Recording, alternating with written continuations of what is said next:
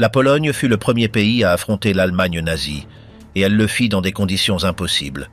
Avec de vastes frontières ouvertes, sans défense naturelle, et avec une armée encore en cours de modernisation, elle dut résister à une invasion préparée avec précision et exécutée avec une violence jusqu'alors inconnue. Le 1er septembre 1939, les troupes allemandes franchirent ses frontières par le nord, l'ouest et le sud, appuyées par des bombardements aériens qui frappaient aussi bien les objectifs militaires que des villes entières. En l'espace de quelques jours, les communications s'effondrèrent et les principales villes furent soumises à des attaques constantes. Malgré tout, les forces polonaises opposèrent une résistance sur de multiples fronts, improvisant des défenses et gagnant du temps en attendant un soutien allié qui n'arriverait jamais. Le 17 septembre, alors que des combats avaient encore lieu à plusieurs endroits, l'armée rouge entra par l'Est, complétant le partage secrètement convenu avec l'Allemagne. En à peine 5 semaines, le pays fut écrasé, divisé et livré à 2 occupants totalitaires. Comment s'est déroulée cette campagne qui a changé le cours de l'Europe dès ses premiers jours ?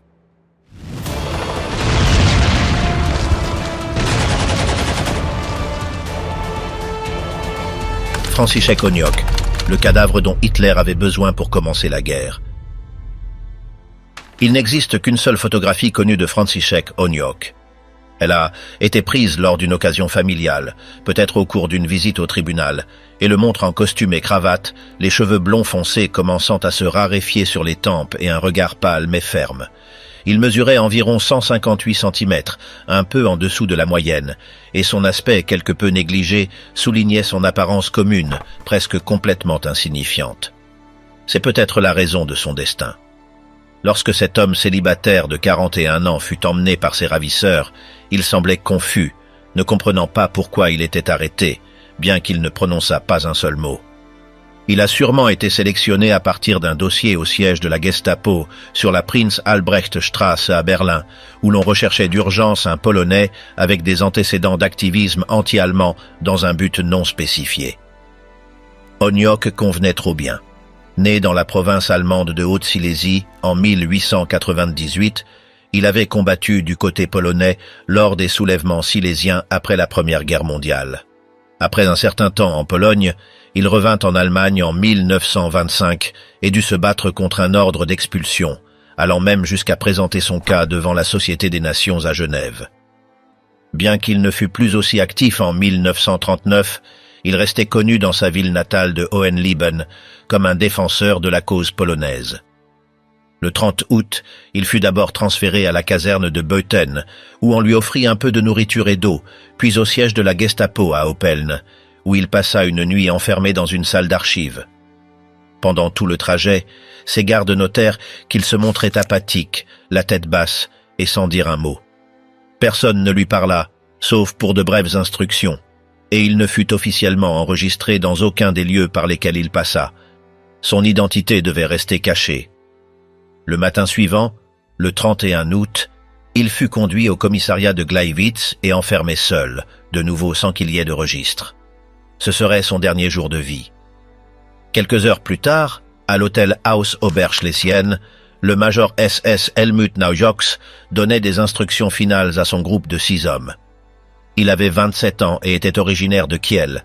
Il avait rejoint les SS en 1931 après être passé par l'université et avoir reçu une raclée d'un communiste. On l'appelait le gangster intellectuel, et il bénéficiait du soutien de Reinhard Heydrich, chef de la police allemande. C'est sur ordre de Heydrich que Naujoks arriva à Gleiwitz, se faisant passer pour un ingénieur des mines, bien que sa véritable mission fût d'organiser une opération secrète pour simuler une attaque polonaise contre l'Allemagne. Les relations entre les deux pays étaient déjà tendues depuis des années, aggravées par la perte de territoires allemands après le traité de Versailles, comme la Haute-Silésie, Posen et le corridor polonais. Hitler, en plus de son racisme, cherchait à s'étendre vers l'Est. Au cours de l'été 1939, il voulait la guerre, pas de concessions. Mais il y avait 2 obstacles. La Pologne avait le soutien de la France et du Royaume-Uni, et le peuple allemand ne souhaitait pas une autre guerre. C'est pourquoi Hitler avait besoin de justifier son attaque, de montrer la Pologne comme l'agresseur et l'Allemagne comme la victime. Lors d'une réunion le 22 août, il a déclaré qu'il fournirait une raison de propagande pour déclencher le conflit, même si elle était peu crédible. Il a dit textuellement que le vainqueur n'est jamais interrogé sur le fait de dire la vérité. Dans ce contexte, l'offensive de propagande nazie s'est intensifiée. Bien que les SS aient mené les actions, le renseignement militaire y a également participé. Au cours de la dernière semaine d'août, divers attentats faussement attribués à des groupes polonais ont eu lieu. À Cieszyn, une bombe a explosé dans un monument. À Poznań, une autre dans une librairie allemande. À Nowy Sącz, un pont ferroviaire a été détruit. Le plus meurtrier fut le 28 août à la gare de Tarnów, où 24 personnes sont mortes, dont une petite fille. Le responsable, Antoni Guzzi, a avoué avoir été recruté par une organisation allemande et avoir reçu des instructions par radio. Bien qu'il ait assuré ne pas savoir que les valises contenaient des explosifs, ses paroles ont confirmé la participation allemande à ces actes. Pendant ce temps, les SS continuaient d'alimenter le conflit. Heydrich ordonna l'expulsion des éléments politiquement non fiables de la frontière allemande. Des attaques incendiaires contre des maisons et des fermes furent planifiées pour en accuser les Polonais. La presse allemande parlait de terreur polonaise et de meurtres commis contre des citoyens allemands. Un centre d'entraînement fut également établi à Brno pour les volontaires SS qui simuleraient des incursions polonaises. La nuit du 31 août, ces groupes attaquèrent des postes frontaliers comme celui de Hochlinden, déguisés et armés d'équipements polonais. Pour plus de réalisme, 6 prisonniers furent tués et laissés sur place. Au milieu de toute cette farce, les faits de l'attaque de Gleiwitz se confondent. Certains historiens ont mélangé cette action avec d'autres similaires, croyant qu'il y avait plus de victimes et d'assaillants en uniforme polonais. Mais les archives originales indiquent qu'à Gleiwitz, il n'y eut qu'un seul mort et que les agresseurs ne portaient pas d'uniforme. Contrairement aux autres attaques, à Gleiwitz, il fallait donner une voix aux supposés insurgés. Naujoks conçut un plan simple: prendre la station émettrice, enfermer le personnel, tirer au plafond et diffuser un message en polonais. Il choisit de le faire à 20 heures, au coucher du soleil, et quand la plupart des gens écoutaient la radio. En principe, il ne devait pas y avoir d'effusion de sang, mais ses supérieurs exigèrent un corps. Le chef de la Gestapo, Heinrich Müller, déclara qu'un Polonais ayant des antécédents anti-allemands serait envoyé et que son cadavre resterait sur place comme preuve. Cette personne serait Franciszek Onyok. Pendant qu'Onyok passait ses dernières heures au commissariat, Naujoks attendait l'ordre à son hôtel. À 16 heures, il reçut un appel avec le code. La grand-mère est morte. Il réunit son équipe, révisa les instructions et partit en direction de la station émettrice. Ils arrivèrent juste à 20 heures, immobilisèrent le personnel et l'attachèrent au sous-sol. Ensuite, ils cherchèrent le microphone d'urgence pour interrompre la transmission régulière. Naujoks n'arrivait pas à le connecter, alors il força l'un des employés à lui indiquer comment faire. Puis, le membre du groupe qui parlait polonais, Karl Hornak, sortit un papier froissé et lut un bref message. On entendit « Attention, ici Gleiwitz. La station de radio est aux mains des Polonais. » Le reste du discours, qui appelait les Polonais en Allemagne à se soulever, ne fut jamais entendu en entier. Il ne fut capté que dans la zone de Gleiwitz, le reste se perdit dans les interférences. À Berlin, Heydrich n'entendit rien. Pendant ce temps, Onyok avait reçu une injection d'un supposé médecin et, déjà inconscient, fut conduit à la station. 2 hommes le placèrent près de la sortie arrière. On ne sait pas qui l'a tué ni le moment exact, mais en sortant, Naujoks le vit étendu, le visage couvert de sang. Jusqu'à sa mort en 1966, Naujoks assura ne pas l'avoir assassiné ni avoir connu son identité. Il dit seulement « Ce n'était pas ma responsabilité ». Westerplatte, quand 180 hommes ont dit non à un empire. À 4h43 du matin le 1er septembre, juste au lever du jour, un immense navire de guerre allemand, le Schleswig-Holstein, a largué ses amarres dans le port de Danzig. On l'a déplacé avec précaution dans le canal jusqu'à ce qu'il se trouve juste en face du virage sud de la Vistule, un point connu sous le nom de courbe des 5 sifflets. De là, le navire a tourné ses canons vers le dépôt militaire polonais de Westerplatte, à environ 300 mètres de distance. Dès que son capitaine Gustav Kleikamp a donné l'ordre, les canons ont tiré. Ceux qui ont assisté à la scène ce matin-là ont probablement pensé que ce vieux cuirassé n'était pas l'option la plus logique pour commencer une offensive. Le Schleswig-Holstein était un survivant d'une ancienne classe de navires, lancé en mer en 1906, bien avant que les nouveaux modèles ne changent complètement la manière de faire la guerre sur mer. Il était déjà dépassé avant même que la Grande Guerre ne commence. Il avait participé à la bataille du Jutland en 1916, puis avait été retiré, transformé en logement flottant. Plus tard, on a même envisagé de l'utiliser comme cible pour des exercices de tir. Il avait un éperon vertical à la proue qui semblait tout droit sorti d'une autre époque. Malgré tout, il avait été réactivé pour former de jeunes marins allemands et se trouvait à Danzig dans le cadre d'une visite d'amitié, censée commémorer le 25e anniversaire de la victoire allemande à Tannenberg. Cependant, ce matin-là, il n'était pas là pour rendre hommage, mais pour attaquer. Les premiers projectiles ont frappé avec force et l'île de Westerplatte a tremblé. C'était une petite bande de terre entourée par la mer, une voie ferrée, une zone industrielle et un vieux canal. Au total, elle ne mesurait qu'un demi-kilomètre de large. À l'intérieur, il y avait 7 bâtiments en briques, un mur de protection, quelques bunkers cachés, des tranchées, une tour de guet et quelques points de défense stratégiques. Le lieu semblait modeste, mais ses occupants étaient préparés. Pour la plupart, c'étaient des soldats bien entraînés, beaucoup de vétérans, habitués à opérer de manière indépendante. Ils étaient sous le commandement du major Henryk Sucharski, un militaire de carrière, qui avait préparé sa petite garnison pendant des années à résister avec le strict nécessaire. Bien qu'ils ne comptassent qu'un peu plus de 180 hommes, ils avaient transformé l'endroit en une position fortifiée cachée parmi les arbres et les arbustes. Chaque bunker avait été secrètement renforcé et connecté à des tranchées et des routes d'évacuation. L'artillerie légère était placée de manière précise. Ils savaient même comment résister si les chemins étaient bloqués. C'était un piège bien monté. La première attaque de feu naval a duré plusieurs minutes, tandis que l'air se remplissait de fumée et de fragments de béton. Dès que les tirs du navire ont cessé, un groupe d'assaut composé de plus de 200 hommes, membres d'unités d'élite allemande, a avancé par le canal d'où avait tiré le cuirassé. Ils avaient des ordres clairs, prendre Westerplatte rapidement, avec force et sans permettre à quiconque de s'en sortir vivant. Mais ils ne s'attendaient pas à la réaction. Depuis les buissons et les structures semi-enterrées, les défenseurs ont ouvert le feu avec des mitrailleuses et des fusils automatiques.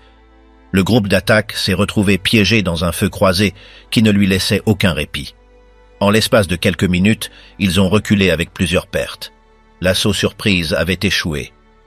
Peu de temps après, un deuxième groupe a tenté d'approcher depuis le côté opposé, par une zone moins surveillée. Ils furent également repoussés. Les tirs de précision depuis les positions camouflées empêchaient toute avancée.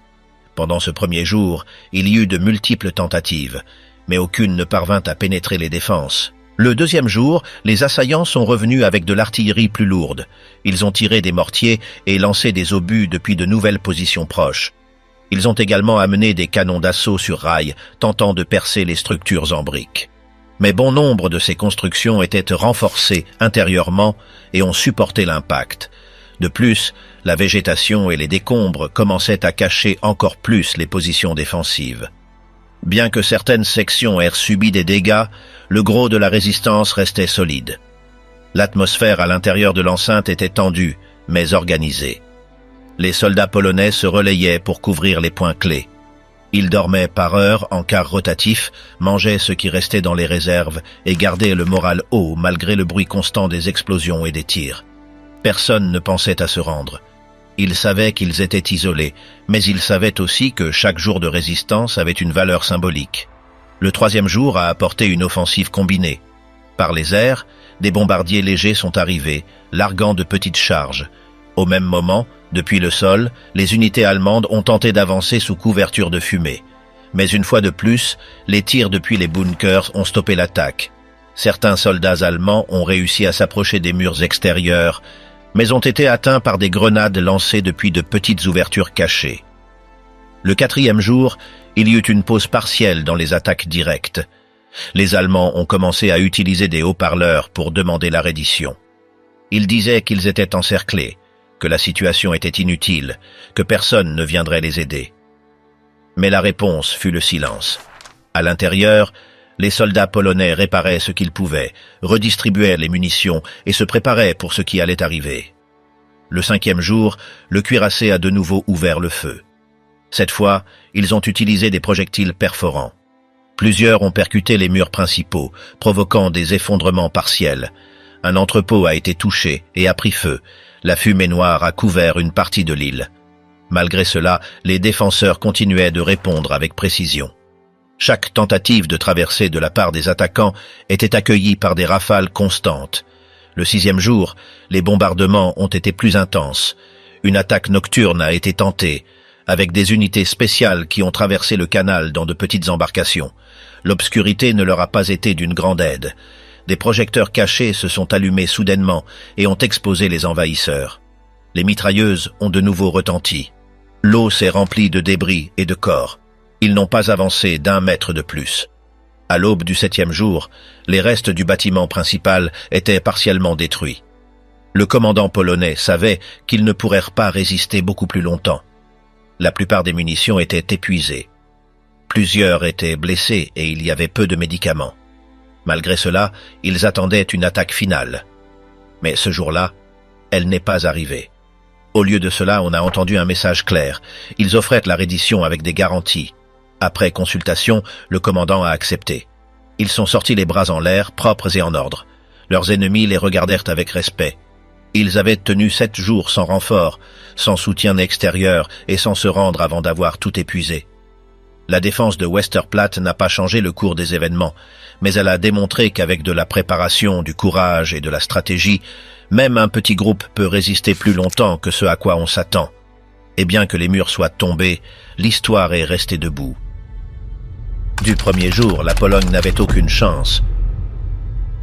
Dès sa configuration la plus élémentaire, la carte jouait déjà contre la Pologne. Sa forme allongée, étirée vers l'est et sans défense naturelle, faisait du pays une proie facile pour toute puissance aux ambitions militaires. Elle n'avait pas de montagnes pour servir de rempart, ni de désert, ni de larges rivières qui empêcheraient le passage d'une armée bien équipée. Elle était entourée de voisins plus grands, mieux armés, et dans de nombreux cas, avec des comptes à régler du passé. C'était comme une plaine sans protection, ouverte à tous les vents. À l'ouest, l'Allemagne s'était réorganisée avec rapidité et force depuis que Hitler était arrivé au pouvoir. Elle avait reconstruit sa machinerie industrielle, récupéré ses frontières perdues et mis en place une campagne idéologique qui dépeignait la Pologne comme un obstacle. Plus à l'est, l'Union soviétique observait aussi avec attention. Bien qu'elle ne montrât pas publiquement d'intention directe, sa taille et son ambition étaient indéniables. Au nord se trouvait le couloir de Danzig, une bande disputée depuis des années, et au sud, la Slovaquie, qui venait de se séparer de la Tchécoslovaquie et entretenait des relations avec Berlin. Cette position géographique si désavantageuse rendait, pour la Pologne, la planification d'une défense extrêmement compliquée. Il ne s'agissait pas seulement de protéger les frontières, il fallait essayer de le faire dans toutes les directions en même temps. Et cela était presque impossible avec les ressources disponibles. Son armée était répartie en groupes qui couvraient différents points clés, mais sans une concentration suffisante qui permettrait de répondre avec force là où cela était le plus nécessaire. N'importe quel ennemi qui attaquait avec décision pouvait facilement rompre les lignes et avancer rapidement vers l'intérieur. L'infrastructure jouait aussi contre elle. Les routes étaient peu nombreuses, et la plupart en mauvais état. De nombreuses zones rurales dépendaient encore de chemins de terre, ce qui rendait difficile de déplacer des troupes ou de les ravitailler rapidement. Les trains étaient le principal moyen de transport, mais le réseau ferroviaire était fragmenté.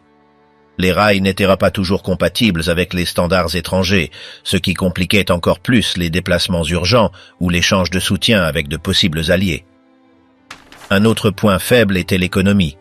Bien que le pays ait atteint une certaine stabilité après son indépendance, il traînait encore des difficultés structurelles. L'industrialisation était limitée et concentrée dans des zones spécifiques, surtout dans le sud et le centre. Une grande partie du territoire restait agricole, avec des systèmes de production peu modernes. Cette inégalité interne se traduisait par une capacité militaire très limitée. Il manquait des véhicules, du carburant, des pièces de rechange, des communications. Et ce qui existait ne fonctionnait pas toujours de manière coordonnée. La politique étrangère n'offrait pas non plus beaucoup de marge. La Pologne avait essayé de maintenir son indépendance diplomatique pendant les années précédentes, en signant des pactes avec la France et le Royaume-Uni. Cependant, ces accords étaient plus symboliques que pratiques. Les distances entre les pays, le manque d'un plan commun et le désintérêt réel pour intervenir en Europe de l'Est laissèrent les Polonais pratiquement seuls face à n'importe quelle menace directe. Les promesses de soutien étaient vagues, soumises à des conditions et sans garanties immédiates. De plus, il existait un problème de perception interne. Les autorités polonaises avaient trop confiance en leur capacité de résistance. Elles pensaient que, comme par le passé, elles pourraient tenir face à une attaque initiale et négocier ensuite depuis une position de force. Cette vision ne prenait pas en compte les changements récents dans la manière de faire la guerre ni la brutalité des adversaires possibles. C'était une lecture erronée du contexte, basée plus sur des désirs que sur des réalités. La planification militaire reflétait cette confiance démesurée. Plusieurs lignes de défense furent conçues, mais beaucoup étaient plus théoriques que réelles. Certaines zones clés ne comptèrent même pas de fortifications de base. Les unités étaient mal équipées, avec peu de chars et sans suffisamment d'artillerie moderne. L'aviation était réduite et démodée en comparaison avec celle de ses ennemis possibles. Même les communications étaient faibles. De nombreux ordres étaient donnés par messager ou par téléphone, sans système de liaison sécurisé. Un autre facteur clé était la mobilisation. Bien qu'elle ait été lancée à temps, l'organisation était lente. De nombreux soldats furent convoqués mais n'arrivèrent pas à leur position à temps. Il manquait des transports, des vêtements, des armes. Dans certains cas, les recrues étaient envoyés au front sans un entraînement minimal. Cela affectait non seulement le moral, mais aussi l'efficacité générale de l'appareil militaire. Pendant ce temps, les attaquants potentiels avançaient dans leurs préparatifs sans obstacle ni interruption. Le commandement unifié était également un problème. Bien qu'il y eût des chefs expérimentés, il n'existait pas de structure permettant de prendre des décisions rapides face à des changements inattendus. Les ordres mettèrent du temps à arriver, et quand ils le faisaient, il était déjà trop tard. Certains commandants locaux agissèrent de leur propre chef, sans coordination avec les autres unités. Ce manque de cohésion affaiblissait toute tentative de résistance organisée. D'un autre côté, la population civile n'était pas non plus préparée. Bien qu'il y eût une conscience générale du danger, aucune mesure concrète n'avait été prise pour protéger les gens en cas de conflit. Il manquait des abris, des plans d'évacuation, des campagnes d'information. Dans de nombreuses villes, les gens vivaient leur routine quotidienne comme si rien n'allait se passer. Quand les alarmes commencèrent à sonner, le chaos fut immédiat. La relation avec les minorités ethniques compliquait également la situation. Dans plusieurs régions de l'Est, il existait des tensions avec les communautés ukrainiennes, biélorusses et juives. Bien qu'en temps de paix ces différences fussent contenues, en des moments de crise elles pouvaient éclater. Certaines zones présentèrent des ressentiments historiques qui pouvaient être exploités par des forces extérieures. Cette fragilité sociale ajoutait une autre couche de vulnérabilité. Au niveau idéologique, le gouvernement polonais promouvait une identité nationale forte, basée sur l'histoire, la religion et la langue. Mais ce discours n'était pas toujours partagé par tous. La diversité culturelle du pays, qui dans d'autres contextes pouvait être une richesse, devenait ici un point de friction. Cela rendait difficile l'unité interne au moment même où elle était le plus nécessaire.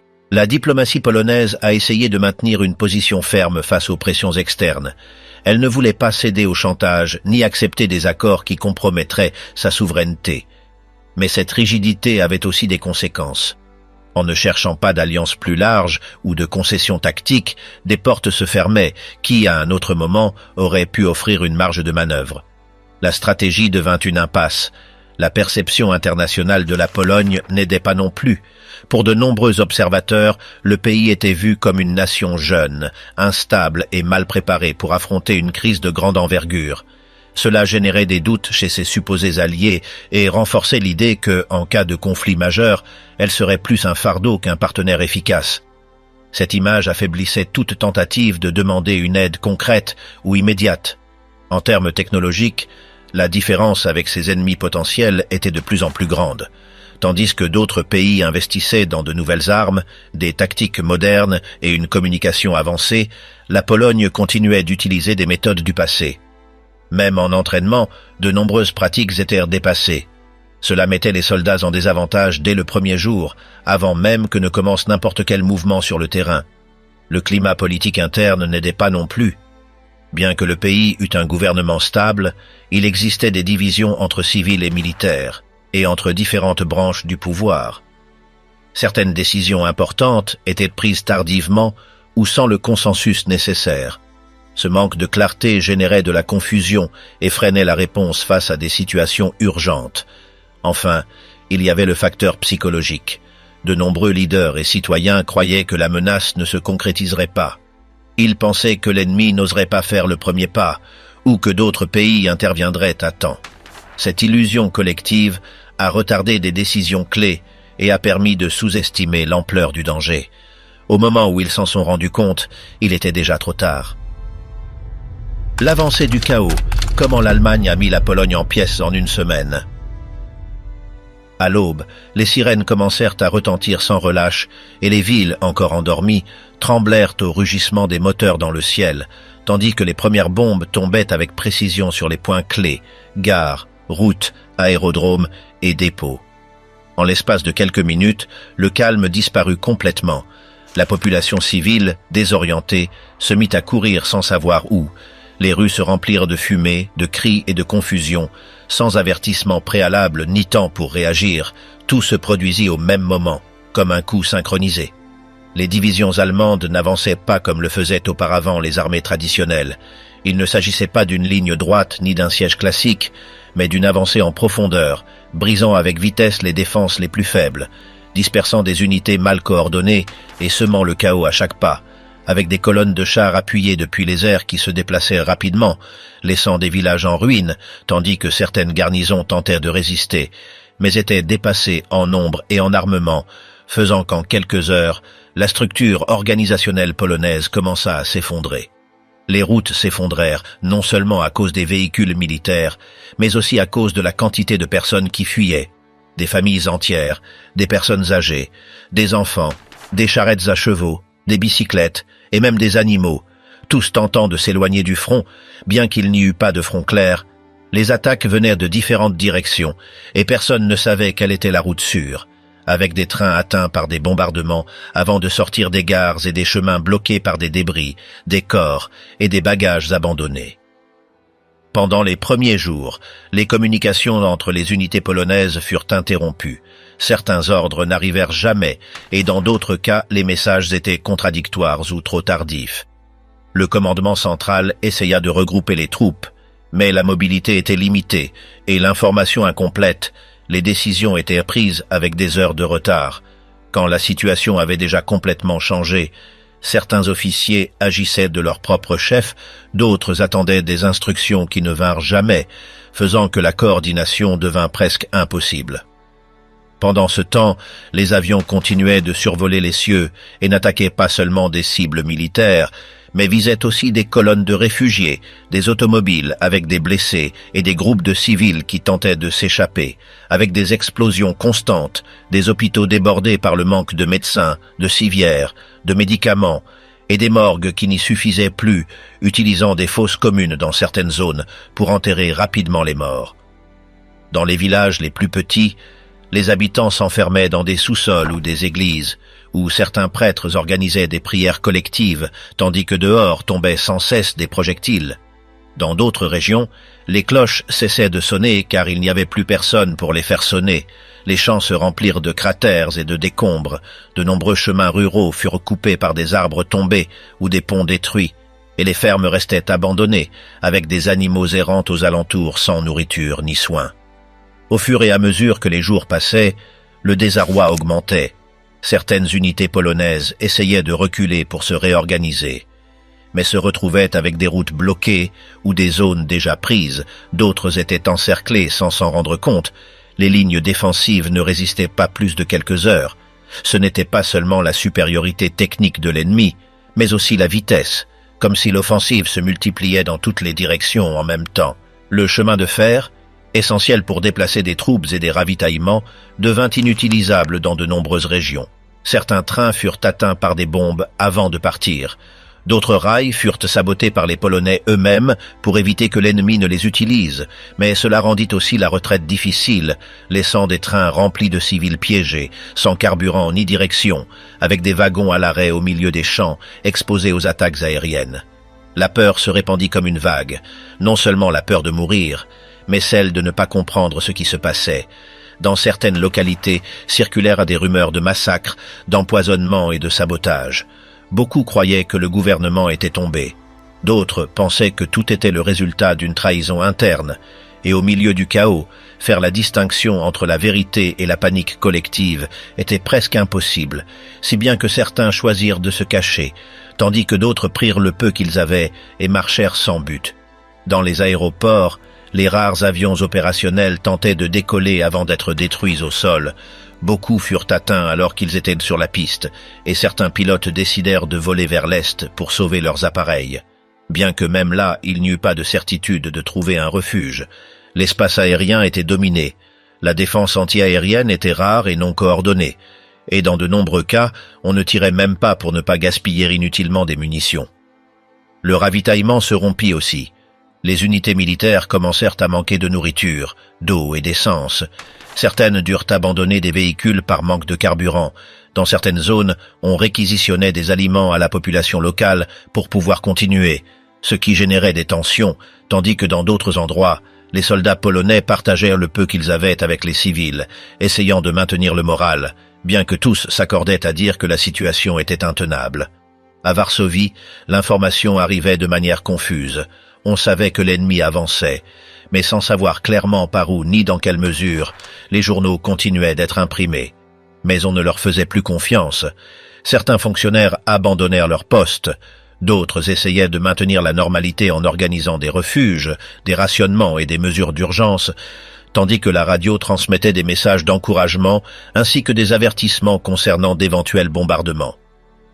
Les écoles furent fermées, les églises commencèrent à être utilisées comme hôpitaux. Dans certains quartiers, les voisins se relayaient pour faire le guet la nuit, tandis que dans d'autres, il ne restait plus personne. L'exode était massif, ceux qui avaient des voitures les utilisaient pour s'échapper, mais ils se retrouvaient bientôt à court de carburant, et ceux qui marchaient à pied remplissèrent les routes, portant des valises, des enfants et des animaux, sans une destination claire, juste en s'éloignant du bruit des avions. Les usines cessèrent de fonctionner, certaines furent évacuées, d'autres bombardées. Les ateliers improvisaient des réparations avec ce qu'ils trouvaient. Dans de nombreuses villes, on éteignait les lumières pour éviter d'être des cibles faciles.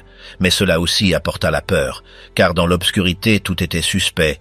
On parlait d'espions, de collaborateurs, et parfois on arrêtait des personnes juste pour avoir un accent différent ou s'habiller de manière inhabituelle, dans une ambiance où la paranoïa se mêlait à la douleur. Les hôpitaux improvisés n'y suffisèrent plus. Dans des gymnases, des théâtres et même des gares, on montait des lits de fortune avec ce qui était à portée de main, utilisant des couvertures, de vieilles portes ou des matelas sales, avec des médecins travaillant sans relâche et avec le strict minimum. Il manquait des bandages, de l'anesthésie, des instruments, les blessés arrivaient sans arrêt, certains mouraient en attendant, d'autres étaient soignés de manière précaire, et dans de nombreuses parties, les docteurs étaient aidés par des nonnes, des volontaires ou des prisonniers libérés. L'effondrement était évident, bien que non total à certains endroits. De petits groupes de soldats tentaient d'organiser des lignes de résistance en utilisant des bâtiments, des forêts ou des rivières, érigeant des barricades avec des charrettes, des meubles ou des troncs. Dans certains cas, ils parvenaient à freiner l'avancée pendant quelques heures.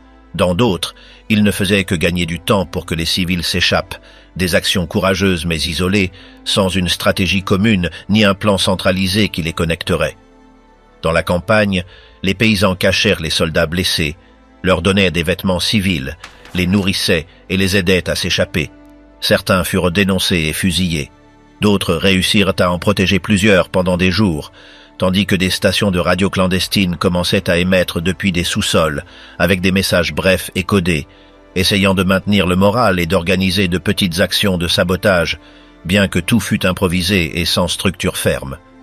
Tandis que les chars continuèrent leur avancée, de nombreuses villes plus petites furent prises sans résistance. Certaines autorités locales signaient des redditions partielles pour éviter plus de destruction. Dans d'autres, on remettait des clés symboliques sans tirer un coup de feu, les occupants plaçaient de nouveaux drapeaux, changeaient les noms de rues et prenaient possession des bâtiments officiels, imposant le nouvel ordre de manière rapide, sans besoin de négociation, dans un changement immédiat et visible. Les archives furent pillées, des documents brûlés et des registres détruits. Dans de nombreuses zones, on effaçait toute trace de l'identité polonaise. Les uniformes étaient incinérés, les symboles retirés, tentant d'effacer l'histoire en l'espace de quelques jours. Les musées furent fermés, les bibliothèques occupées, certaines sculptures abattues, certains livres, chansons et discours interdits, car la nouvelle présence n'était pas seulement militaire, elle était aussi culturelle et symbolique. La semaine se termina avec un sentiment général de défaite, bien que la lutte se poursuivit. Les signes étaient clairs, l'ennemi avait pénétré profondément, désorganisé toutes les défenses et semé la peur dans chaque recoin. La résistance existait, mais elle était dispersée, mal équipée et déconnectée. Les promesses d'aide extérieure ne se concrétisaient pas, et les espoirs d'une réaction internationale s'évanouissaient, ne laissant que de l'incertitude, de la rage et de la désolation. Le coup dans le dos, Staline envahit et l'Occident se tait. Le 17 septembre, quand l'armée soviétique franchit la frontière orientale, beaucoup de Polonais ne pouvaient tout simplement pas y croire. Pendant des semaines, ils avaient entendu des rumeurs, mais la confirmation arriva quand ils virent des soldats qui ne portaient pas d'uniformes allemands et ne parlaient pas allemand, mais qui étaient vêtus de manière différente, parlaient russe et se présentaient comme des alliés, bien qu'ils ne vinssent pas aider. Les colonnes soviétiques avançaient avec rapidité, et les troupes polonaises, déjà affaiblies par ce qui se passait à l'ouest, n'étaient pas en condition de résister à une nouvelle invasion dans le dos. Depuis Moscou, le discours officiel disait que leur entrée répondait au besoin de protéger les minorités ukrainiennes et biélorusses, affirmant que l'État polonais avait cessé d'exister, de sorte que leur intervention n'était pas une agression, mais une mesure de salut. Une excuse bien élaborée qui, pour ceux qui vivaient sur ces terres, n'avait rien d'une libération. C'était une autre occupation, différente en langue et en symbole, mais identique en imposition. Que les Soviétiques ne trouvassent presque aucune opposition ne signifiait pas une acceptation, mais un épuisement total. Les autorités polonaises ne savaient pas comment agir. Certains voulaient résister, tandis que d'autres cherchaient à éviter un double conflit qui semblait inévitable. À l'Est, la situation était déjà chaotique même avant l'arrivée soviétique. De nombreuses unités polonaises étaient en retraite ou complètement déconnectées du commandement central. Il n'y avait pas de ligne claire de défense ni de ressources suffisantes. Le moral était au plus bas. La logistique s'était effondrée et les messages qui arrivaient étaient contradictoires.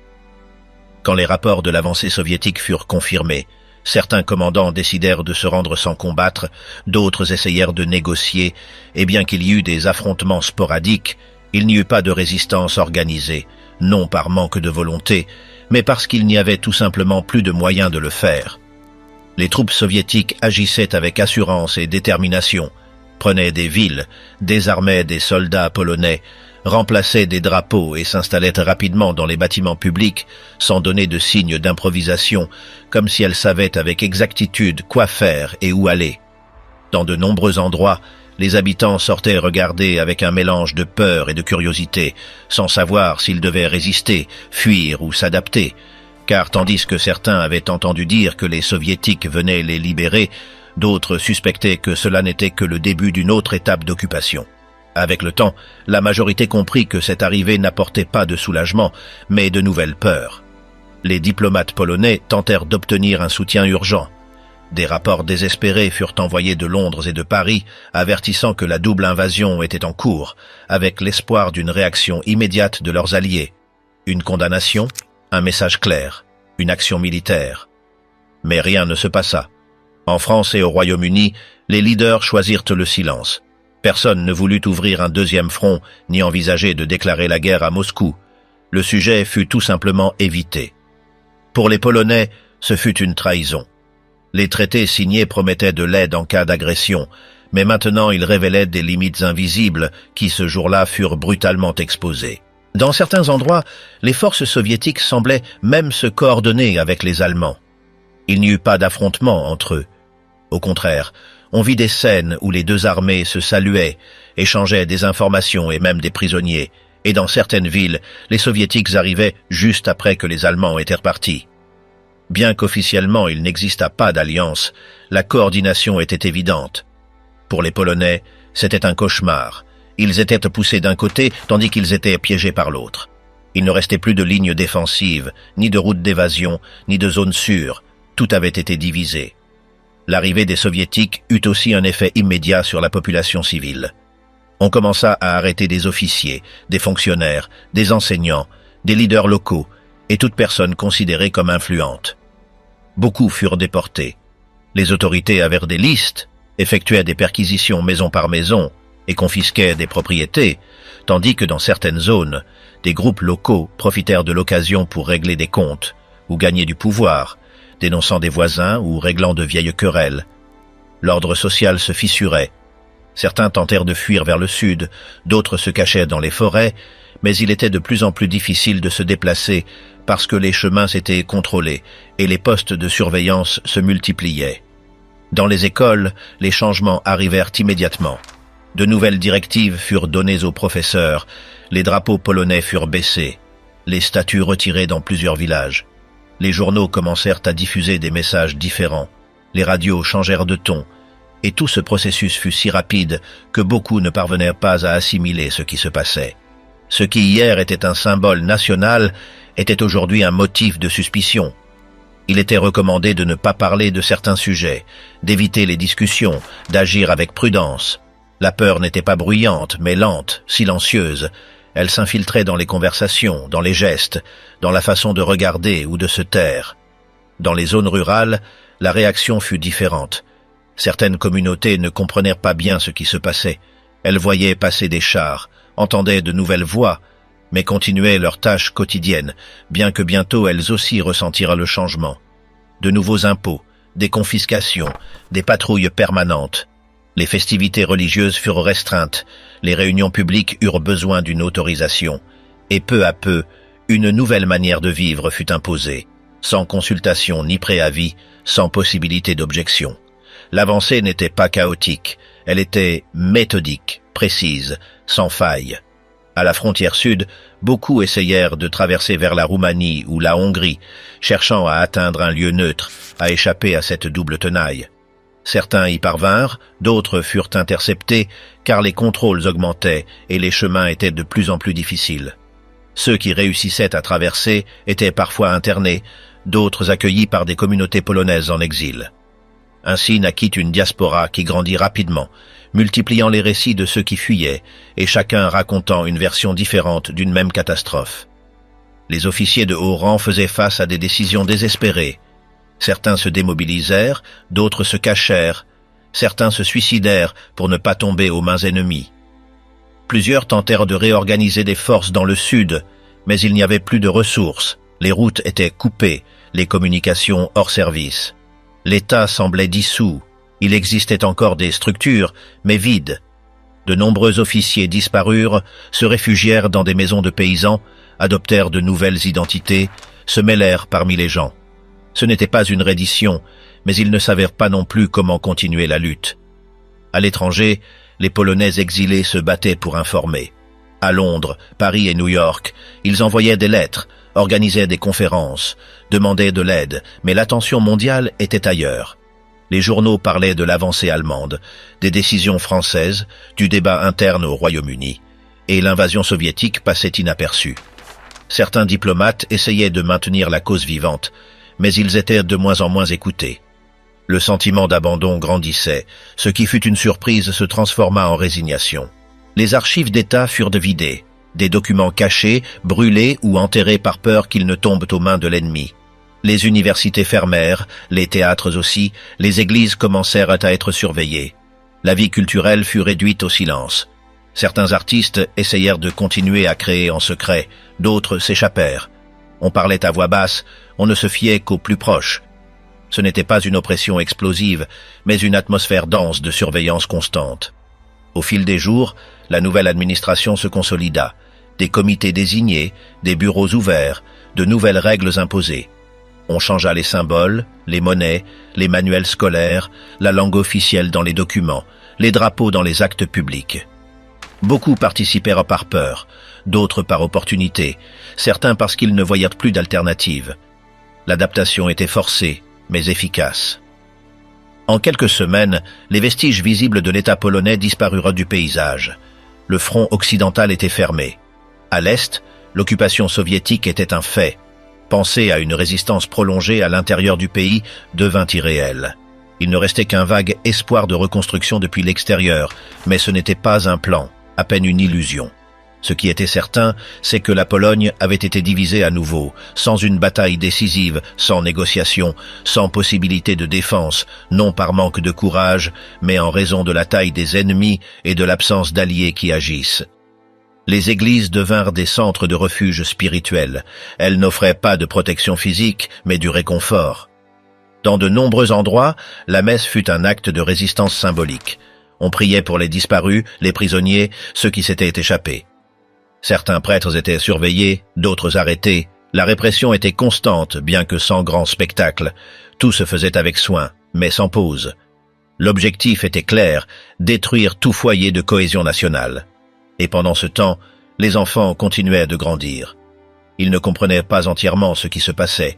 Ils jouaient avec des restes d'uniformes, imitaient les soldats, posaient des questions auxquelles on répondait rarement. À la maison, on parlait peu. On évitait les sujets sensibles, les murs écoutaient, le silence était une forme de protection, une stratégie de survie. Ce qui restait était une société fracturée, confuse, blessée, non seulement par la violence visible, mais par la rapidité avec laquelle tout avait changé. En l'espace de quelques jours, la continuité de l'État fut brisée, le contrôle du territoire perdu et la peur s'installa à tous les niveaux, tandis que les puissances du monde regardaient, calculaient et gardaient le silence. Exécutions, tortures et vengeances, la terreur nazie contre les sans-défense. À mesure que les troupes allemandes consolidaient leur contrôle dans différentes régions de la Pologne, la violence cessa d'être concentrée uniquement sur le front de bataille et commença à s'étendre vers l'arrière, où la population civile devint la cible principale d'une campagne systématique de répression, de châtiment et d'élimination, car les Allemands ne cherchèrent pas seulement à occuper le territoire, mais à désintégrer toute structure qui représentait l'identité, le leadership ou la résistance. L'invasion se transforma rapidement en une politique de terreur qui ne faisait pas de distinction entre l'âge, la condition sociale ou l'activité précédente, car tout Polonais pouvait être considéré comme suspect ou ennemi. Un des objectifs principaux furent les élites intellectuelles, leaders communautaires, prêtres, professeurs, médecins, avocats et officiers à la retraite. Car pour les nazis, ces personnes représentaient le noyau de l'esprit national polonais et devaient être éliminées dès le début. Dans de nombreuses villes, les listes étaient déjà préparées avant l'arrivée des troupes et à peine une localité était-elle prise, des arrestations massives étaient exécutées avec rapidité et précision. Les détenus étaient emmenés à des postes de police, des camps improvisés ou simplement assassinés dans les faubourgs, sans jugement ni explication. Les méthodes étaient cruelles et variées. Dans certains cas, on utilisait des fusillades collectives. Dans d'autres, les victimes étaient battues à mort ou pendues sur la place du village comme avertissement, et les exécutions n'étaient pas toujours réalisées en secret. Au contraire, on recherchait souvent l'exposition publique pour semer la peur. Les corps étaient laissés pendant des heures dans les rues, et dans certaines localités, on obligeait les voisins à assister aux actes ou même à participer au nettoyage postérieur. La pédagogie de la terreur fut instaurée comme partie du nouvel ordre. Les actions ne se limitaient pas aux adultes. De jeunes étudiants, des adolescents soupçonnés de distribuer des tracts ou simplement de parler polonais au mauvais moment étaient arrêtés, battus ou exécutés. Dans les écoles, les livres furent retirés et les professeurs remplacés par des Allemands ou des collaborateurs. L'enseignement de l'histoire nationale fut éliminé. L'usage des symboles patriotiques fut interdit et on punissait ceux qui montraient n'importe quel geste d'identité polonaise. La stratégie était d'effacer non seulement la résistance physique, mais aussi la mémoire collective. Dans les villages ruraux, les patrouilles allemandes parcouraient les chemins à la recherche de saboteurs ou de partisans, mais n'importe quel paysan pouvait être accusé sans preuve. Il suffisait d'avoir une radio, de garder de la nourriture, d'abriter un membre de la famille ou de ne pas saluer avec suffisamment d'enthousiasme pour être considéré comme hostile. Les représailles étaient immédiates et disproportionnées. Si un soldat allemand disparaissait ou était attaqué, tout le village pouvait être puni. Dans certains cas, des villages entiers étaient incendiés comme châtiment collectif. Les maisons étaient pillées, les familles séparées, les hommes fusillés et les femmes violées. Dans les villes, la surveillance était constante. On mit en place des couvre-feux, des patrouilles de nuit et des fouilles aléatoires. On encourageait les dénonciations anonymes et la méfiance grandit. Des voisins qui auparavant partagèrent le pain s'espionnaient maintenant. Certains collaboraient pour se sauver, d'autres le faisaient par idéologie, mais beaucoup se contentaient de garder le silence, craignant qu'un mot mal dit ne se termine en tragédie. La peur était un outil de contrôle aussi efficace que les armes, et à travers la terreur, les nazis réussirent à démanteler des réseaux de soutien, à semer l'isolement et à paralyser toute tentative d'organisation. Les hôpitaux furent aussi la cible d'intervention. On arrêta des médecins et des infirmières accusés d'aider des blessés ennemis, et dans plusieurs cas, les patients furent sortis de leur lit et exécutés dans les cours.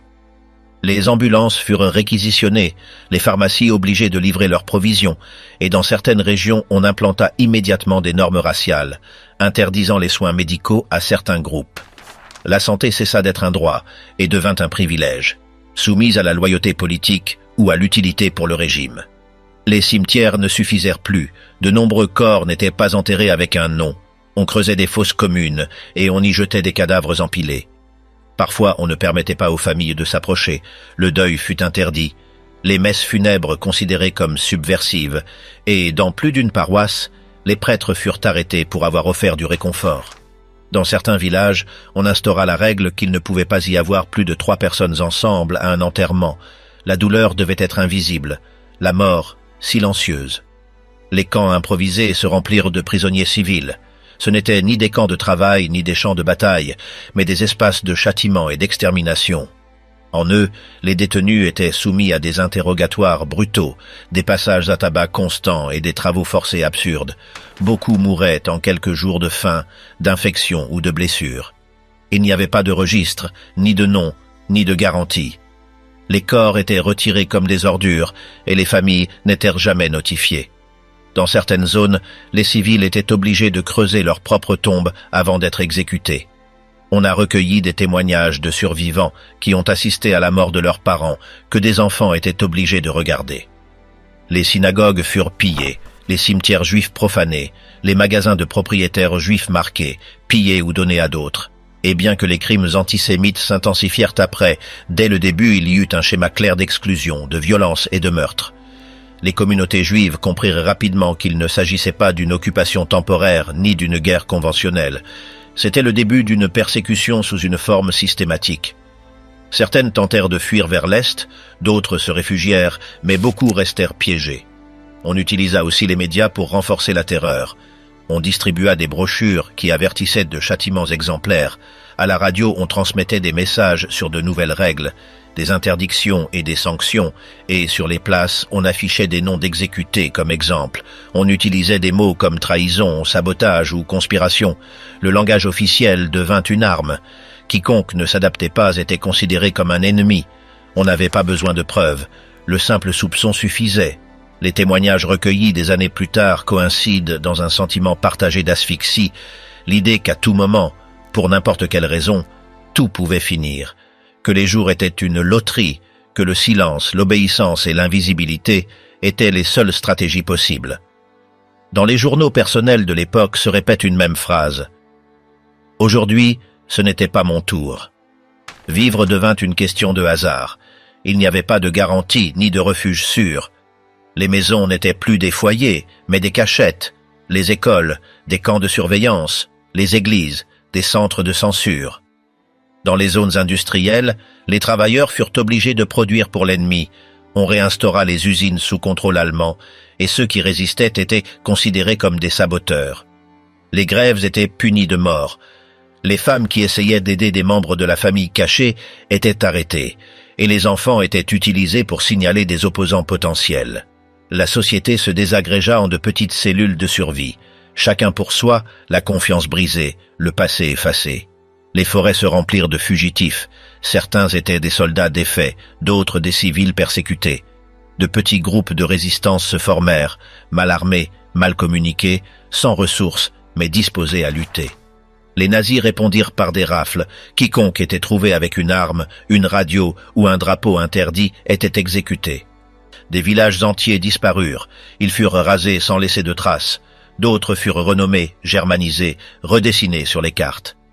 La géographie changea, les frontières internes se reconfigurèrent, et dans plusieurs régions, on obligea les habitants à signer des documents de loyauté. Ceux qui refusaient étaient déportés. Les trains partaient pleins de personnes sans destination connue, des familles entières séparées. Certains arrivèrent dans des camps de concentration, d'autres se perdirent tout simplement. Les prisons se remplirent au-delà de leur capacité. On utilisa des sous-sols, des bâtiments abandonnés, des gares. Dans de nombreuses parties, la justice fut abolie. Il n'y avait pas de procès, seulement des décisions administratives. Une signature, un rapport, une rumeur, et tout était fini. Une culture d'obéissance par la terreur fut instaurée. On ne pensait pas en termes de justice, mais de survie. Les décisions étaient prises pour durer un jour de plus, non par conviction, mais par peur. Malgré tout, la résistance ne disparut pas complètement.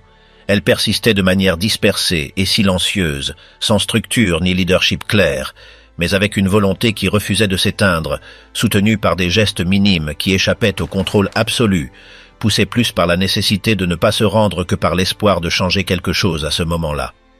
La répression avançait sans interruption, classifiant les identités et traçant de nouvelles frontières sociales, non pas pour occuper un territoire mais pour le remodeler de l'intérieur, effaçant ce qui gênait, réécrivant ce qui ne correspondait pas, construisant un ordre étranger avec de nouvelles règles, une autre langue et une autre histoire. Ce qui resta fut une société réduite à des fragments, dépouillée de ses références, poussée au silence, avec la peur dans le regard et la prudence dans chaque mot, mais toujours accrochée, au plus profond d'elle-même, à une mémoire qui ne pouvait être entièrement effacée, à une identité qui restait vivante, même si elle n'était pas prononcée, et à une rage muette qui, bien que contenue, n'avait pas disparu. Le pays pillé. Ce qu'ils n'ont pas détruit, ils l'ont volé. Dès que les Allemands occupèrent les principales villes polonaises, une machinerie de spoliation soigneusement planifiée fut activée, qui ne répondait ni au hasard ni au caprice, mais à des directives claires et détaillées. Il ne suffisait pas de conquérir le territoire, il fallait le vider. Il s'agissait de réduire la Pologne à une source de ressources, sans âme, sans passé et sans richesse propre. Le pillage ne fut pas improvisé, mais exécuté avec une précision bureaucratique. L'art, l'argent, les biens publics et privés, les livres, les archives, les outils, même les animaux, furent notés, classifiés, puis envoyés vers l'Ouest. Les bibliothèques publiques et privées furent les premières à être démantelées. Dans les universités, les monastères, les musées ou de simples maisons d'érudits, les livres étaient réquisitionnés sans ménagement, de même que les cartes, les plans et les manuscrits. De nombreux volumes furent envoyés à Berlin ou à Vienne, d'autres détruits, et certains conservés seulement s'ils étaient utiles au régime. L'objectif n'était pas seulement de voler des objets de valeur, mais de déraciner le savoir polonais. Des institutions éducatives furent fermées, des archives historiques éliminées et des collections entières dispersées. Ce qui ne pouvait pas être assimilé par la culture allemande était considéré comme superflu ou dangereux. Les musées subirent un destin similaire. Les œuvres d'art furent sélectionnées par des experts envoyés d'Allemagne, qui décidaient quels objets devaient être envoyés à des collections privées ou à des institutions nazies. Les œuvres signées par des auteurs polonais étaient détruites, cachées ou substituées. Dans certaines salles vides, on plaçait des tableaux de propagande allemande. Dans d'autres, on fermait tout simplement le bâtiment. Des sculptures, des tapisseries, des instruments scientifiques et des objets religieux furent systématiquement soustraits. Il ne s'agissait pas seulement d'art, mais d'une opération d'élimination culturelle. La beauté polonaise devait disparaître ou servir un autre maître. Les palais et manoirs furent aussi des cibles. Ce qui en d'autres temps avait été un symbole de l'aristocratie fut transformé en propriété d'État ou en quartier militaire. On retirait les meubles, la vaisselle, les tapis, les horloges, les cristaux. Tout ce qui avait de la valeur était emballé et transporté. Dans certains cas, les occupants étaient obligés d'assister à l'extraction. Dans d'autres, ils étaient expulsés sans explication. Ce qui était volé n'était pas détruit, mais recyclé. Un lit de Cracovie pouvait finir dans une résidence en Bavière, un miroir de Gdańsk dans le bureau d'un général à Berlin. Dans les villages, le pillage prenait une forme plus directe. Les maisons étaient vidées par des soldats ou des fonctionnaires avec des ordres écrits. Les familles n'avaient pas le droit de protester, peu importait qu'ils emportent les chandeliers, la radio ou le blé stocké. Dans de nombreux hameaux, on rasait d'abord et on classifiait après. Le butin était organisé par catégories: outils agricoles, textiles, outils, ustensiles de cuisine. Tout entrait dans la chaîne d'extraction. Si quelque chose ne servait pas, on le brûlait. Mais rien n'était laissé au hasard. Même les vêtements étaient sélectionnés par taille et par qualité. Dans les banques, les dépôts furent gelés. La monnaie polonaise perdit sa validité officielle, une nouvelle monnaie fut imposée et les actifs furent confisqués. Les coffres-forts furent forcés, les lingots fondus, les bijoux saisis. Les bureaux financiers furent confiés à des comptables envoyés d'Allemagne, qui non seulement auditaient, mais redistribuaient les ressources. Ce qui avant appartenait à des familles, des entreprises ou des paroisses, passait pour faire partie du trésor du Reich. On réquisitionna des bons, des actions, des fonds de pension. On ne demandait la permission à personne, et si quelqu'un réclamait, son dossier était transféré à un autre bureau, celui de la sécurité. Les entreprises industrielles ne furent pas moins la cible d'intervention. Les usines passèrent aux mains allemandes, beaucoup d'entre elles étant assignées comme cadeaux à des entrepreneurs proches du régime. Dans d'autres, on installa des administrateurs qui opéraient comme de nouveaux propriétaires. Les machines étaient partiellement démontées ou réorientées vers la production de guerre. Certaines installations complètes furent transférées en Allemagne. Ce qui ne pouvait pas être déplacé était reconfiguré. Les matières premières, acier, charbon, bois, caoutchouc, furent extraites sans limite. Les lignes ferroviaires furent adaptées pour faciliter le transport du pillage. L'infrastructure nationale se transforma en un simple conduit pour saigner le pays. Les magasins étaient fouillés de manière méticuleuse. On faisait des inventaires, on étiquetait les produits et ensuite on sélectionnait. Les commerçants étaient autorisés à continuer, mais sous des règles imposées. Une grande partie de leurs bénéfices était confisquée ou directement réorientée vers des intérêts allemands. Beaucoup furent obligés de vendre uniquement des produits qui favorisaient l'occupant. Les importations étaient restreintes à des fournisseurs germaniques. L'économie locale fut complètement subordonnée. Le consommateur polonais ne décidait plus ce qu'il voulait, mais ce qu'on lui permettait d'acquérir. Les vitrines se remplissaient de propagande, et le plus basique commençait à se faire rare. Dans la campagne, le pillage fut aussi profond que dans les villes. Les granges furent vidées, les animaux réquisitionnés, les cultures réorientées. On organisait des campagnes agricoles où les produits étaient achetés à des prix fixes par les autorités allemandes, mais ces paiements étaient symboliques. Le paysan n'avait pas le choix. Celui qui résistait était puni. Le lait, les œufs, la viande, le grain, tout sortait des zones rurales pour répondre aux besoins du Reich. On construisit des entrepôts spéciaux, on imposa des quotas, on mit en place des systèmes de surveillance. La faim devint courante, mais les celliers restaient pleins, seulement pour d'autres. Même les animaux de compagnie furent inclus dans le pillage.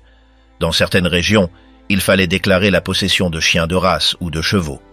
Les premiers étaient réquisitionnés comme animaux de compagnie pour des officiers, les seconds comme moyens de transport ou de trait. On émit des ordres sur le type d'animal autorisé. Dans les zones rurales, les chevaux les plus robustes étaient emmenés en Allemagne. En échange, on laissait parfois des spécimens vieux ou malades.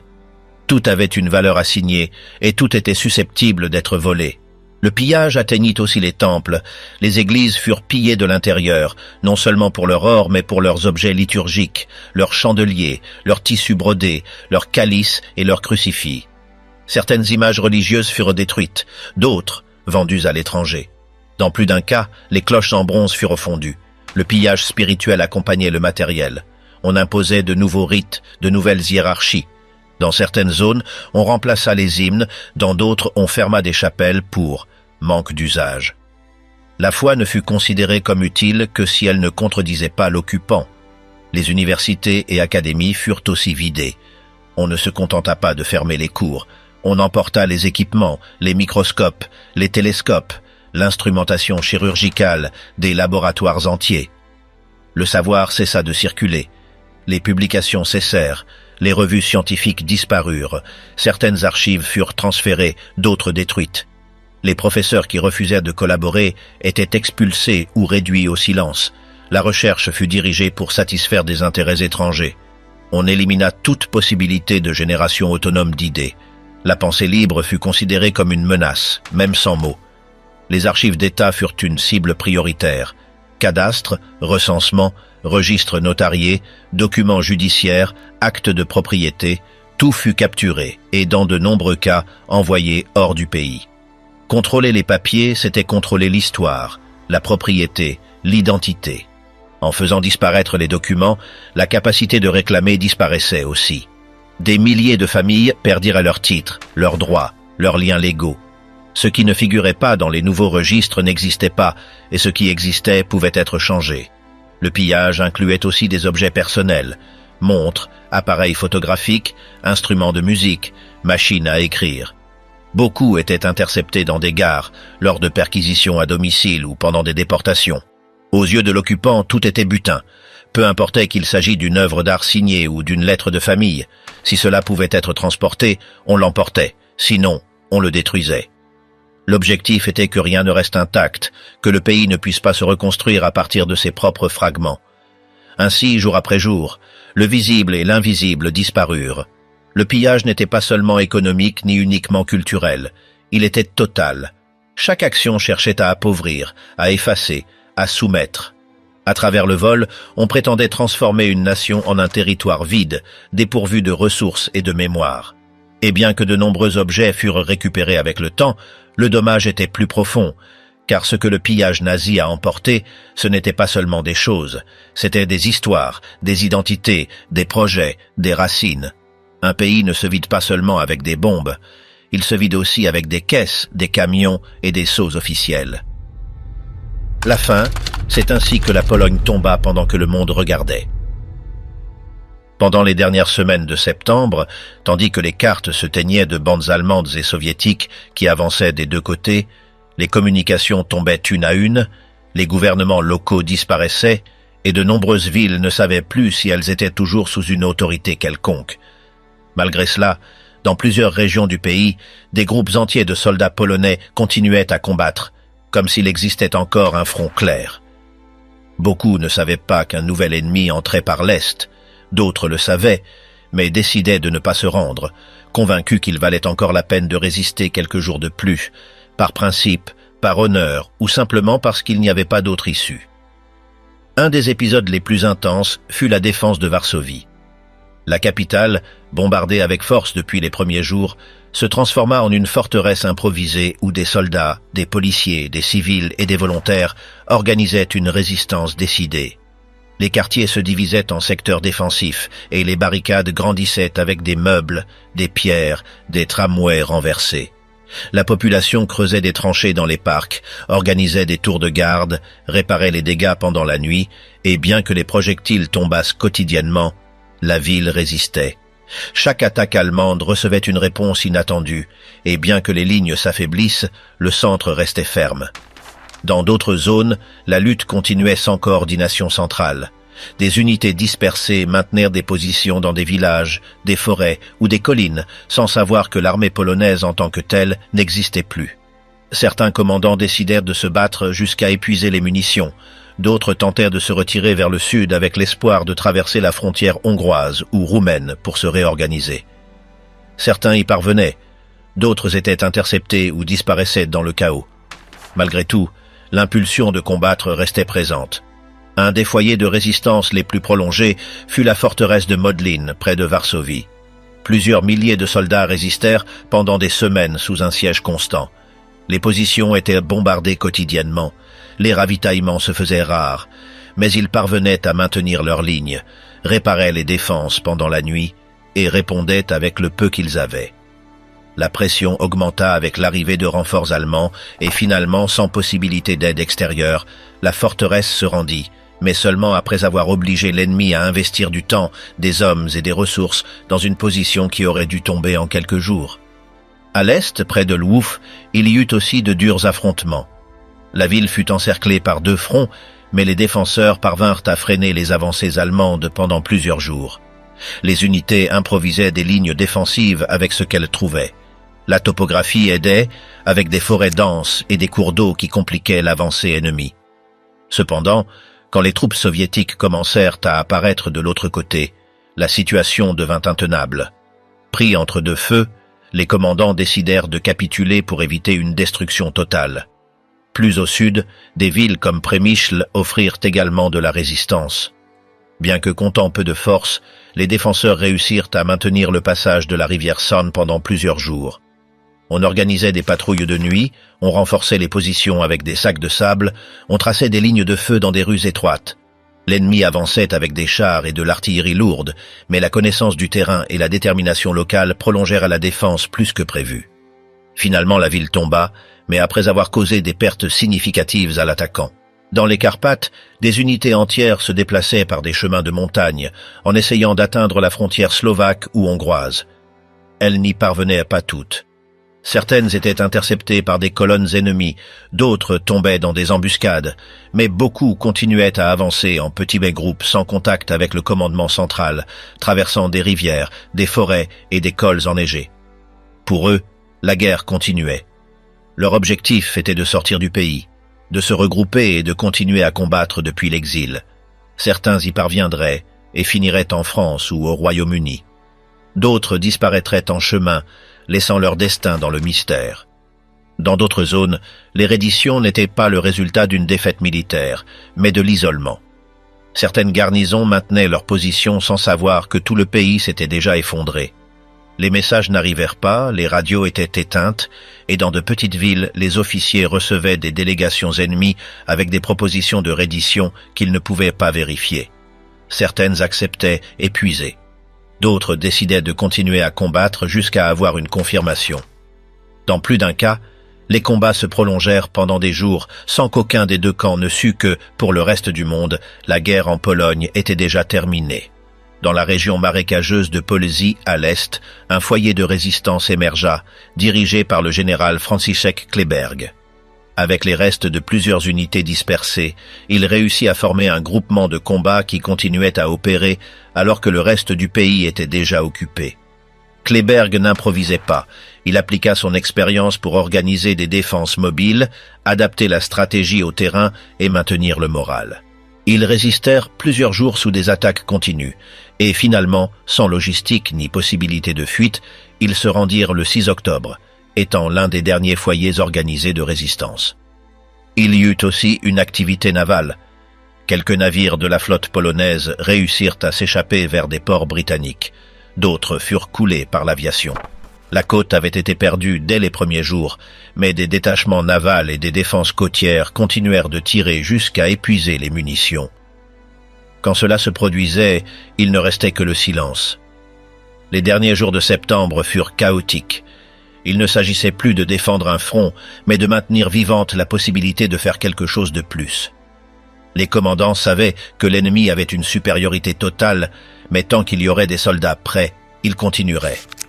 Dans de nombreuses localités, la résistance était menée par des officiers de bas rang ou des civils armés qui refusaient de se rendre. On creusait des tranchées sur les places, on érigeait des barricades avec des portes, on utilisait des églises comme postes de commandement. Les villes qui continuaient de résister n'attendaient pas de renfort. Il ne restait plus de réserve, ni d'avions, ni de soutien étranger. Mais elles ne se rendaient pas non plus de manière généralisée. Les défenseurs faisaient ce qu'ils pouvaient. Ils réparaient des armes avec des pièces détachées, réutilisaient des douilles, improvisaient des explosifs. Les nuits servaient à se réorganiser, à enterrer les morts, à redistribuer le peu qui restait. Chaque jour sans se rendre était une petite victoire, même s'ils savaient que la fin était inévitable. Les communications entre les fronts étaient impossibles. De nombreuses unités se battaient sans savoir ce qui se passait à quelques kilomètres. Les ordres arrivaient par des messagers à cheval ou à pied, s'ils arrivaient. Les cartes perdaient leur sens. Tout le pays était un front et, en même temps, il n'y en avait aucun. L'ennemi était partout, le terrain changeait constamment. Certains détachements choisirent de se cacher. Ils enterrèrent des armes, cachèrent des uniformes, se dispersaient. Tous ne se rendèrent pas. Beaucoup attendaient une autre occasion pour recommencer à se battre. Ils le feraient plus tard, sous d'autres formes. Pour l'instant, survivre et garder ce qui restait était la priorité. D'autres traversèrent des frontières, se réfugiaient ou disparaissaient au sein des zones rurales. La résistance ne disparut pas avec les capitulations. Elle se transforma. Là où il y avait auparavant des bataillons, des groupes clandestins émergèrent. Là où il y avait des lignes défensives, des réseaux souterrains grandirent. La chute de l'armée ne signifia pas la fin de la volonté de se battre, ce fut sa transformation. Mais à ce moment-là, ce qui dominait était le silence. Un silence tendu, marqué par la défaite, mais aussi par une volonté qui restait vivante. Les derniers combats furent brefs, désespérés, souvent sans sens stratégique. Certaines garnisons tiraient jusqu'à la dernière cartouche, d'autres se retiraient sans but.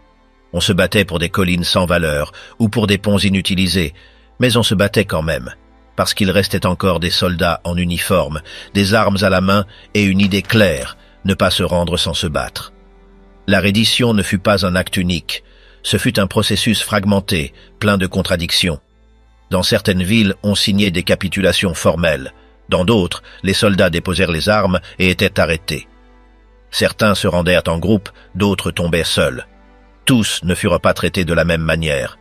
Certains officiers conservèrent leurs sabres, d'autres furent frappés en étant identifiés.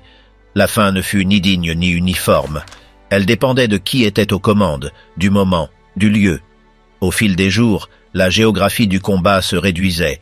Les foyers de résistance pouvaient être comptés. Dans de nombreuses régions, la population civile ne savait plus s'il restait des soldats des leurs. Les uniformes disparaissaient, les drapeaux polonais ne flottèrent plus, l'occupation devenait une routine. Et pourtant, dans un bois, sur une colline, quelqu'un tirait pour la dernière fois ou tenait une position sans avenir. Il refusait tout simplement d'accepter que tout était fini. La guerre en Pologne prit officiellement fin avec la reddition des derniers combattants à Kock, mais ce qui s'était passé en à peine 5 semaines montrait déjà au monde ce que serait la Seconde Guerre mondiale. Les Polonais, bien qu'ayant lutté avec courage et détruit des centaines de chars et d'avions ennemis, n'eurent jamais de chance réelle contre 2 armées plus grandes, mieux équipées et impitoyables.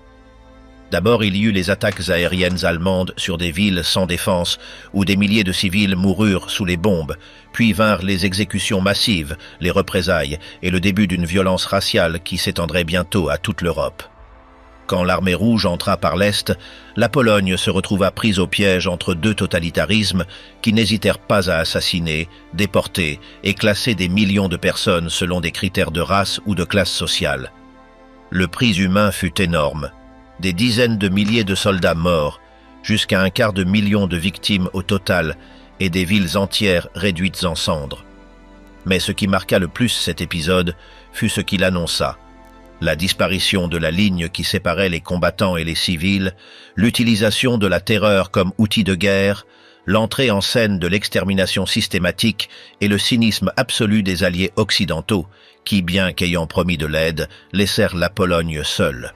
Ainsi, ce qui commença en septembre de 1939 ne fut pas seulement une défaite militaire, mais le prologue d'années d'occupation brutale, de l'Holocauste et d'une Europe qui allait se plonger dans le conflit le plus sanglant de son histoire.